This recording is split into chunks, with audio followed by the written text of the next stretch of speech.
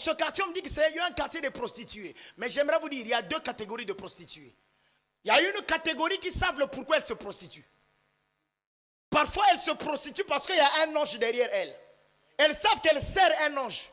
Écoutez-moi, il y a des prostituées qui ne se prostituent pas pour l'argent. Elles se prostituent pour tuer des gens.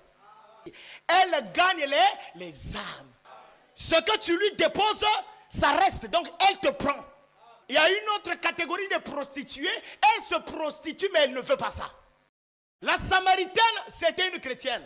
Même Rahab n'était pas prostituée. Donc, c'est une prostituée, un envoûtement. Quelqu'un qui veut quitter de là, mais qui n'arrive pas.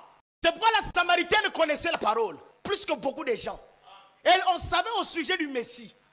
Quand Jésus est apparu au puits, il y a eu une discussion sur la parole. Mais pourtant, elle était prostituée. Elle était samaritaine. Elle était de la Samarie. Donc cette femme-là avait une mauvaise vie, mais elle voulait être libre.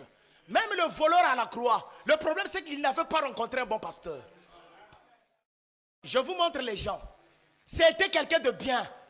Mais possédé. Il y a des gens qui agissent avec leur âme. Donc corps, esprit et âme, lui, il agit. Mais il y a de ceux qui sont envoûtés. Et la parole ne vient pas pour ceux-là qui agissent corps, esprit et âme. Non. La parole, Judas, quand il volait corps, esprit et âme. Veut dire, son corps, son esprit, son âme étaient un. Je ne sais pas si vous comprenez.